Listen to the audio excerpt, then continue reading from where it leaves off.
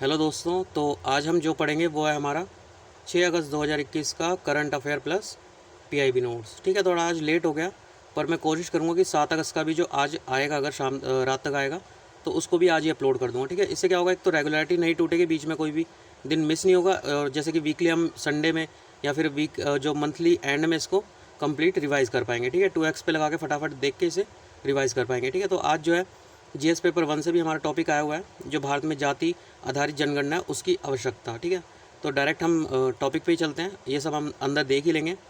तो देखिए, GS paper 1 Bharatiya Samaj की मुख्य विशेषता है भारत की विविधता। ठीक है, तो भारत में जाति आधारित जनगणना की आवश्यकता, तो ये टॉपिक है तो वैसे एक हफ़्ता पुराना है, एक हफ़्ते पहले आपने इसको पढ़ा होगा कहीं ना कहीं पे, पर अब आया तो इसको यहाँ पे अभी देखेंगे। ठीक है, तो इसके संदर्भ में क्या है, जो बिहार के मुख्यमंत्री नीतीश कुमार जी, उन्होंने क्या कहा कि जो केंद्र सरकार है उसको जाति आधारित जनगणना करने से इनकार करने पर पुनर्विचार करना चाहिए। ठीक है, मतलब जो केंद्र सरकार है उसने क्या कहा है कि जो सेंसस है उसमें अनुसूचित जाति और अनुसूचित जनजाति, जो एससी और एसटीज़ हैं, उनके अलावा अन्य समुदाय की जातिवार जनगणना नहीं करने का निर्णय लिया है। ठीक है, मतलब इनकी जो है जातिवार जनगणना होगी, बाकी सबकी नॉर्मल जो जनगणना होती है वो होगी। ठीक है, तो इसके रिस्पेक्ट में जो मुख्यमंत्री नीतीश कुमार है उन्होंने कहा है कि ऐसा इस पर दोबारा विचार किया जाए कि इनकी जो जनगणना है वो सभी की जो है जातिवार जनगणना होनी चाहिए, जो ओबीसीज वगैरह है उनके लिए। ठीक है, क्योंकि इस तरह के आंकड़े उनकी सरकार को, जो ओबीसी समुदाय है उनको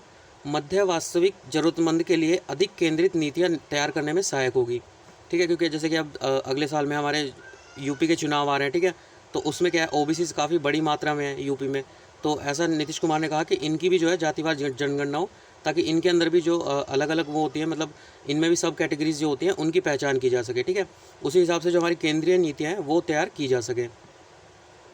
अब देखिए, जाति संबंधी विवरण एकत्र करने की जो विधि होती है वो क्या होती है। तो इसके अंतर्गत जो गणनाकार होते हैं, मतलब जो गणना करते हैं, सेंसस जो करते हैं, तो वो क्या करते हैं, वो SC/STs का जो वो होता है ना, विवरण होता है उसको एकत्र किया जाता है। ठीक है, जबकि इसके तहत अन्य जातियों का विवरण जो है वो एकत्र नहीं किया जाता है, क्योंकि जातिवार जनगणना सिर्फ SC/STs की हो रही है, तो उन्हीं को सिर्फ जो है उनकी गणना की जाती है, विवरण किया जाता है। ठीक है, उसके अलावा जनगणना की जो मुख्य पद्धति है उसके अंतर्गत सभी नागरिक गणनाकार के लिए स्वघोषित जानकारी प्रदान करते हैं। मतलब जैसे आप घर पे होते हो तो सेंसस जो करने वाले होते हैं वो घर पे आके सब कुछ, मतलब आपसे पूछते हैं कितने मेंबर है, क्या वो है, कैटेगरी में आते हो आप। ठीक है, तो वो स्वघोषित जानकारी होती है सभी की। अब तक विभिन्न राज्यों में जो पिछड़े वर्ग आयोग है उसके द्वारा पिछड़ी जातियों की जनसंख्या का पता लगाने हेतु अपनी अपनी गणना की जाती है। मतलब जो स्टेट जो वो करती है सेंसस, तो उसके बारे में बताया जा रहा है। ठीक है, जनगणना में किस प्रकार के जाति संबंधी आंकड़े प्रकाशित किए जाते हैं। ठीक है, तो स्वतंत्र भारत में 1951 से लेकर 2011 तक, मतलब आपको पता ही है हर 10 साल पे होती है जनगणना, तो 1951 से लेकर 2011 के बीच की गई प्रत्येक जनगणना में केवल अनुसूचित जाति, मतलब जो SC/STs होते हैं, उन पर आंकड़े प्रकाशित किए गए हैं। ठीक है, अन्य जातियों के विवरण को जनगणना में प्रकाशित नहीं किया गया है। हालांकि इससे पहले जो 1931 तक की जो प्रत्येक जनगणना है उसमें जाति संबंधी आंकड़े प्रकाशित किए जाते थे। ठीक है, मतलब 1931 तक क्या था, सभी जातियों का जो है जातिवार जनगणना की जाती थी। ठीक है, मतलब जातिवार जैसे कि अलग अलग जो कैटेगरी होती है उनमें भी सब कैटेगरीज होती है ना, जैसे पंडित होते हैं उनमें भी अलग अलग पंडितों के भी टाइप हो जाते हैं। ठीक है, तो उस टाइप से जो है जनगणना की जाती थी 1931 तक। उसके अलावा देखिए, SECC जो socio economic and caste census 2011, तो इसके द्वारा विभिन्न समुदाय की जो सामाजिक आर्थिक स्थिति है उसके बारे में आंकड़े प्राप्त करने के लिए एक महत्वपूर्ण ये कार्यक्रम था। जो 2011 लास्ट जो जनगणना हुई थी, इसके 2 घटक थे। कौन से? पहला जो है ग्रामीण शहरी परिवारों का एक सर्वेक्षण और पूर्व निर्धारित मापदंडों के आधार पर इन परिवारों की जो रैंकिंग होगी। दूसरा जातिगत जो जनगणना होती है। ठीक है, जैसे हम मिडिल क्लास बोल देते हैं ना, BPL में आते हैं लोग, तो उस टाइप से जो है इसकी जो रैंकिंग होती है वो की जाती थी इसके अकॉर्डिंग। ठीक है, हालांकि सरकार द्वारा केवल ग्रामीण और शहरी परिवारों में लोगों की आर्थिक स्थिति का विवरण जारी किया गया था। ठीक है, जाति संबंधी आंकड़े अभी तक जारी नहीं किए गए हैं, मतलब जो 2011 में हुई थी उसके जाति संबंधी आंकड़े अभी तक जारी नहीं किए गए हैं। ठीक है, उसके बाद देखिए, जो जनगणना और सामाजिक आर्थिक और जातिगत जनगणना है उसमें अंतर क्या होता है। एक तो मतलब जनगणना होती है सिंपल, ठीक है, एक होती है सामाजिक आर्थिक और जातिगत जनगणना। इसमें देखते हैं डिफरेंस क्या है। देखिए, जो जनगणना होती है वो क्या करती है, जो भारत की आबादी की जो तस्वीर है, मतलब कितनी हमारी पॉपुलेशन है, जनगणना उसे मतलब डिनोट करती है, मतलब उसे दिखाती है। उसके अलावा जो SECC है, ये क्या होता है, ये राज्य द्वारा सहायता प्राप्त करने वाले जितने भी लाभार्थी होते हैं उनकी पहचान करने का एक उपकरण होती है, ठीक है। मतलब जो कैटेगरीज होती हैं हमें उनको पता चलेगा, तभी तो हम अलग अलग जैसे वैकेंसीज वगैरह निकलती है तो उसमें अलग अलग परसेंटेज में दी गई होती है ना कि इतनी परसेंट इनकी इतने परसेंट इनकी होती है। तो वो सब जो लाभार्थी हैं उनकी पहचान करने के लिए ये एक उपकरण की तरह यूज़ होती है SECC, मतलब जो सामाजिक आर्थिक और जातिगत जनगणना है। उसके अलावा जो जनगणना अधिनियम 1948 जो था उसके अंतर्गत आती है, ठीक है। और इसके सभी आंकड़ों को गोपनीय माना जाता है, ठीक है। जैसे कि अभी हमने ऊपर देखा कि जो हमारे जाति आंकड़े थे वो अभी तक प्रदर्शित नहीं किए गए 2011 के, जबकि जो SECC है इसके तहत दी गई सभी व्यक्तिगत जानकारी सरकारी विभागों द्वारा परिवार को लाभ प्रदान करने और रोकने हेतु उपयोग करने के लिए उपलब्ध रहती है। जो इसकी जानकारी है वो सार्वजनिक होती है SECC की, ठीक है। उसके बाद जातिगत जनगणना के लाभ क्या होते हैं, तो प्रत्येक जाति की आबादी की एक सटीक संख्या, मतलब कितने हमारे SC हैं कितने STs हैं, सभी का समान प्रतिनिधित्व सुनिश्चित करने हेतु आरक्षण नीति को तैयार करने में ये मदद करता है, ठीक है। उसके अलावा देखिए इसकी चिंताएं क्या हैं, तो संभावना है कि जो जातिगत जनगणना है उससे कुछ वर्गों में नाराज़गी पैदा हो सकती है, ठीक है। और कुछ समुदाय अपने लिए अधिक या अलग कोटे की मांग कर सकते हैं, ठीक है। जैसे कि आपने जो जाट आंदोलन या और भी कई सारे आंदोलन, जैसे कि वहाँ पे जो था एक राजस्थान में भी था, जो वहाँ के SC ST से उनका आंदोलन था, ठीक है। तो कथित तौर पर यह माना जाता है कि मात्र व्यक्तियों को किसी जाति से जुड़े होने का ठप्पा लगाने से समाज में जाति व्यवस्था हमेशा बनी रहेगी। मतलब आप खुद ही एक जातिवार जनगणना कर रहे हो, ठीक है, तो इससे कहीं ना कहीं जो है जाति व्यवस्था हमेशा हमारे समाज में क्या रहेगी, बनी रहेगी, ठीक है। उसके अलावा देखिए जो अगला टॉपिक है वो GS पेपर 2 से है, भारतीय संविधान ऐतिहासिक आधार, विकास, विशेषताएं, संशोधन, महत्वपूर्ण प्रावधान और बुनियादी संरचना, ठीक है। तो इसकी जो न्यूज़ है वो क्या है, अनुसूचित जनजाति सूची में संशोधन हेतु विधेयक। तो इसके बारे में देख लेते हैं संदर्भ में क्या दिया गया। तो हाल ही में जो संविधान अनुसूचित जनजाति आदेश संशोधन विधेयक 2021 है वो राज्यसभा में पारित हुआ, जो कि किस में संशोधन करके बनाया गया, तो 1950 वाला था उसमें संशोधन करके बनाया गया। विधेयक के प्रमुख अगर बिंदु हम देखें तो क्या होंगे, तो इस विधेयक में जो अरुणाचल प्रदेश है उसमें जो चिन्हित अनुसूचित जनजातियाँ हैं उसको, उसकी सूची में जो अबोर था, ठीक है, इसको जो है हटाया गया, ठीक है, ध्यान रखिएगा। अरुणाचल प्रदेश की अबोर A से A, ठीक है, इसको हटा दिया गया और ऐड किसको किया गया, तो सूची में ताई, खामती, मिश्मी, कामन, मिजू मिश्मी जिसे बोला जाता है, ठीक है, इदू मिश्मी, टारोन, डिगारू मिश्मी, इन जनजातियों को जो है शामिल किया गया, ठीक है। इसके तहत जो चिन्हित जो सूची है उसमें कुछ अनुसूचित जनजातियों को अन्य जनजातियों के स्थान पर शामिल किया गया, अबोर को हटा के इन सबको ऐड कर दिया गया, ठीक है। अब देखिए जो अधिसूचित अनुसूचित जनजाति की सूची को संशोधित करने की जो शक्ति है वो किसके पास होती है, तो जैसे कि आपको पता ही होगा सारी शक्तियाँ मैक्सिमम राष्ट्रपति के पास होती हैं। मतलब किसी अगर एरिया को जैसे अगर अनुसूचित जनजाति क्षेत्र घोषित करना वो भी राष्ट्रपति के पास होती है, ठीक है। तो इस टाइप से जो भारत संविधान में राष्ट्रपति है उनको विभिन्न राज्यों और केंद्र शासित प्रदेशों में जो शेड्यूल जो ट्राइब्स होती है उसको निर्दिष्ट करने की शक्ति प्रदान की गई है। इसके अलावा अगर संविधान में संसद को अधिसूचित जो अनुसूचित जनजातियाँ हैं, नोटिफाइड STs है जो, उनकी सूची को संशोधित करने की अनुमति दी गई है, ठीक है।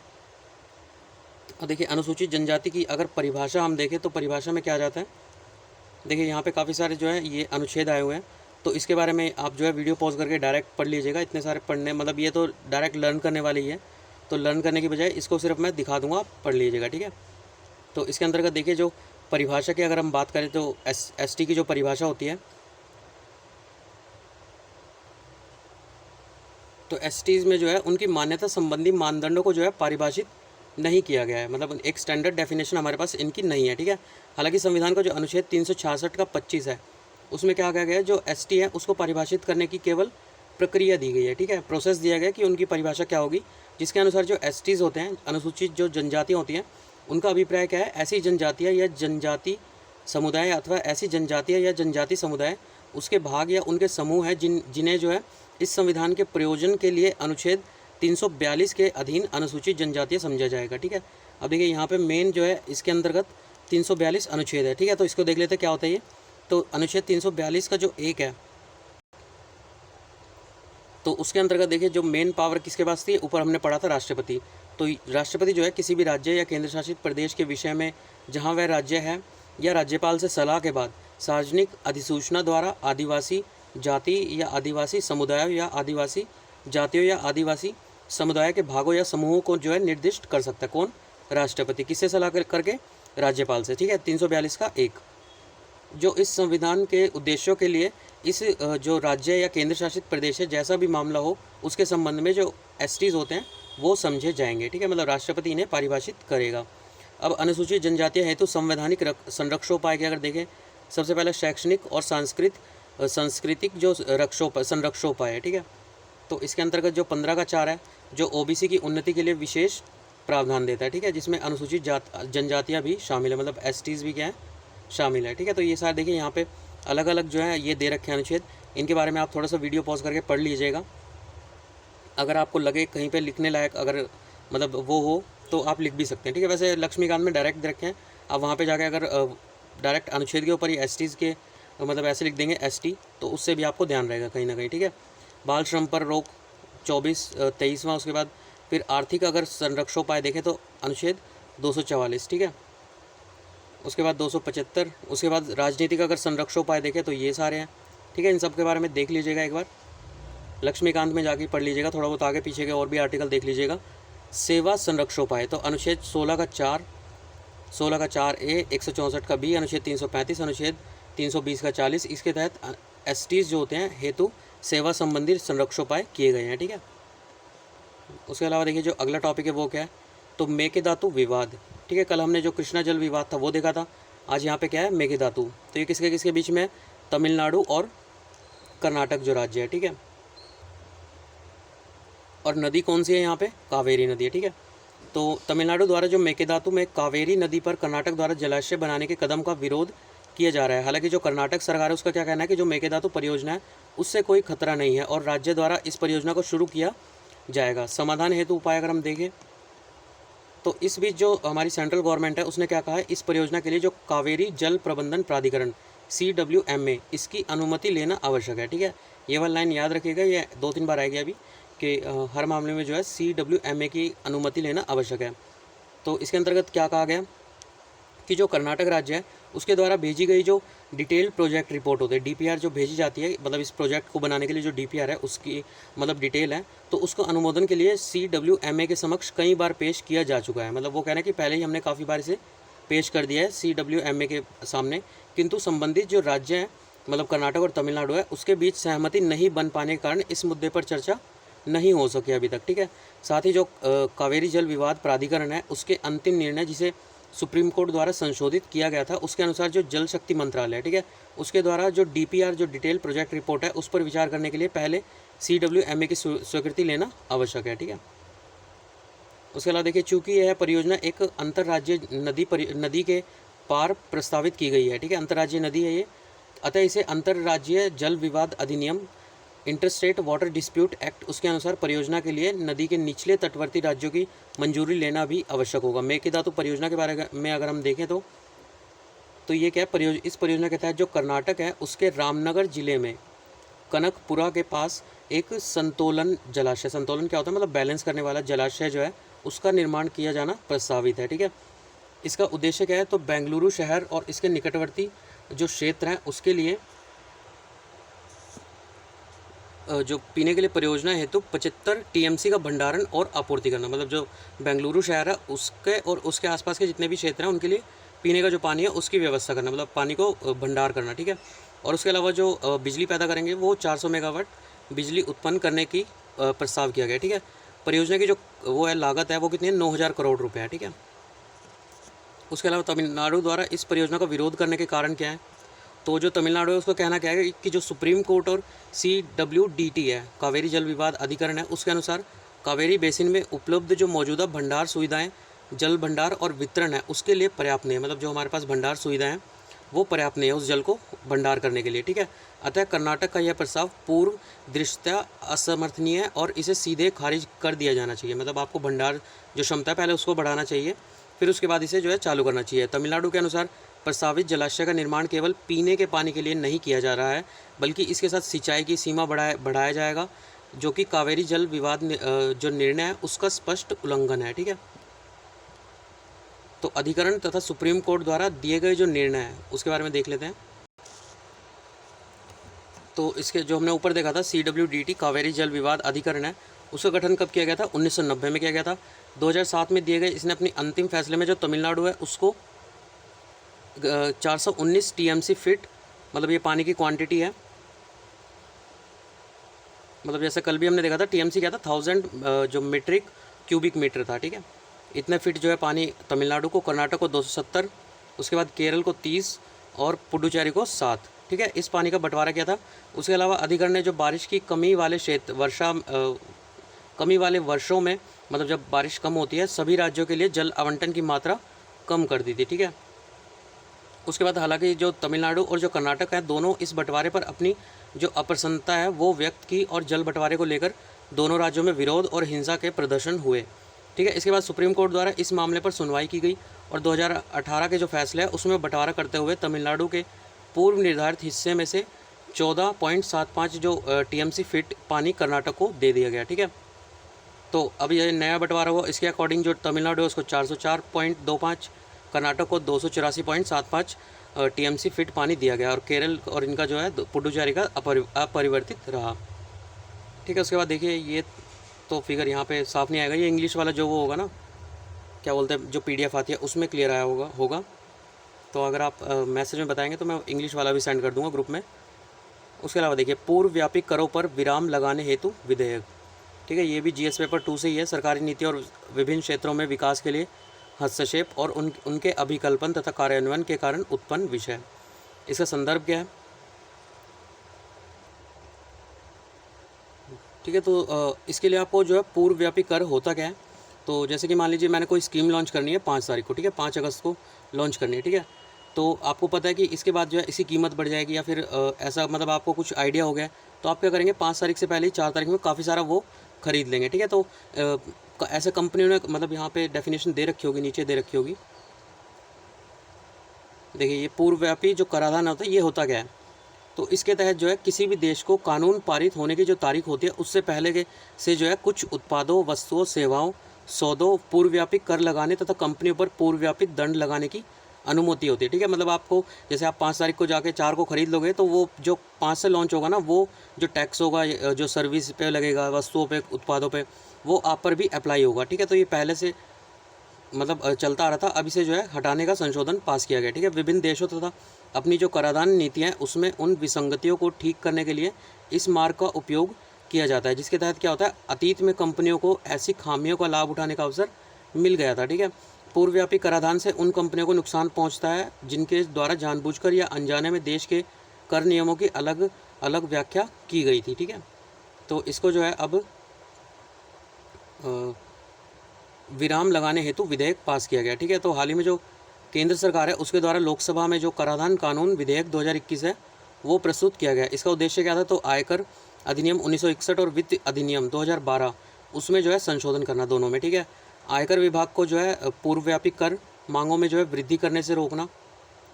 अब देखिए निहितार्थ इसका क्या होगा, तो जो उक्त पूर्वव्यापी कराधान संशोधन है उसके आधार पर जो भारतीय संपत्ति है उसके 28 मई 2000 पहले से जो 2012 से पहले होने वाले जो किसी भी अप्रत्यक्ष जो हस्तांतरण है उस पर किसी भी कर की जो मांग है वो नहीं की जाएगी, ठीक है।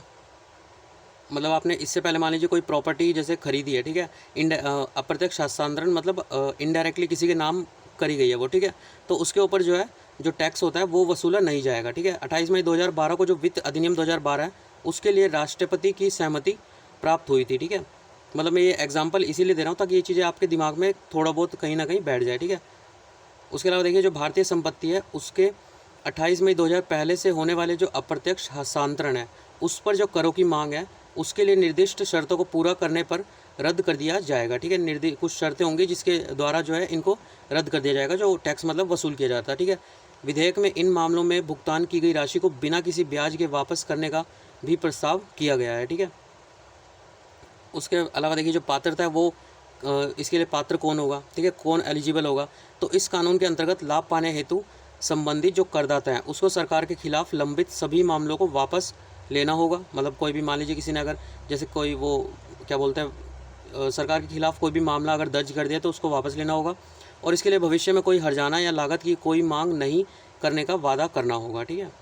संबंधित प्रकरण तथा पूर्वव्यापी कर की अगर बात करें तो जैसे कि एग्जांपल यहाँ पे दे रखा है, वोडाफोन द्वारा आयकर विभाग के 11,000 करोड़ की जो कर बकाया मांग है उसके खिलाफ सुप्रीम कोर्ट में एक मामला जीतने के बाद जो पूर्वव्यापी कर कानून है उसको वित्त अधिनियम 2012 के माध्यम से लागू किया गया था, ठीक है।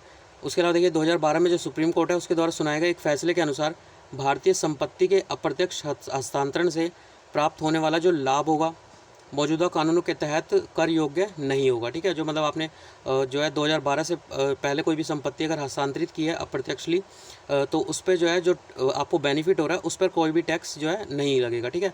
इस फैसले के बाद यह कानून अधिनियम किया गया था। पूर्वव्यापी कर कानून के प्रावधान जनवरी 2014 में जो केयर्न एनर्जी है उस पर भी लागू किए गए थे, ठीक है। केयर्न एनर्जी जो है उसके द्वारा केयर्न इंडिया लिमिटेड से बाहर निकलने के दौरान आयकर विभाग के 10,570 करोड़ की प्रारंभिक मांग की गई थी, ठीक है। इस कदम का अगर महत्व देखें तो सरकार का यह निर्णय जो वोडाफोन PLC है, ठीक है, PLC है, ऐसी विदेशी फर्मों के साथ काफ़ी समय से लंबित विवादों को समाप्त करने का प्रयास करेगा, ठीक है।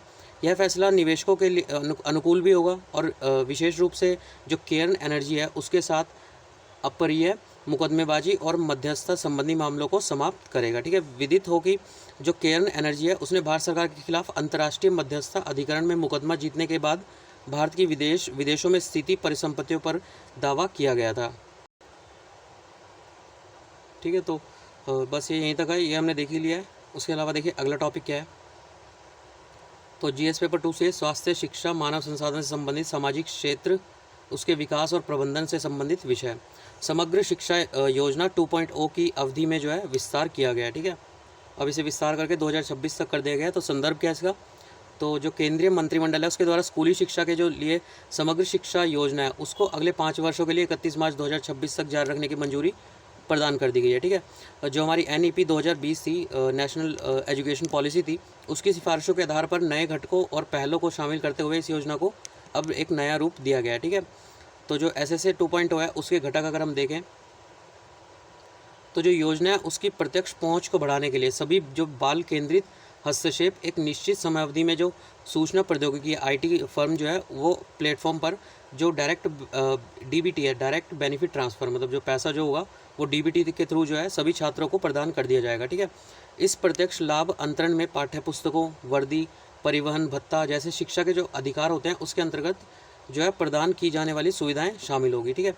उसके अलावा भारतीय भाषाओं को प्रोत्साहित करने पर जो NEP है, नेशनल एजुकेशन पॉलिसी है, उसकी सिफारिशों को ध्यान में रखते हुए योजना में जो भाषा शिक्षक की नियुक्ति का एक नया घटक जोड़ा जाएगा। मतलब भाषा शिक्षक कौन से होंगे, जो स्पेशली अलग अलग लैंग्वेज पढ़ाने के लिए जो शिक्षक होते हैं उनको ऐड किया जाएगा।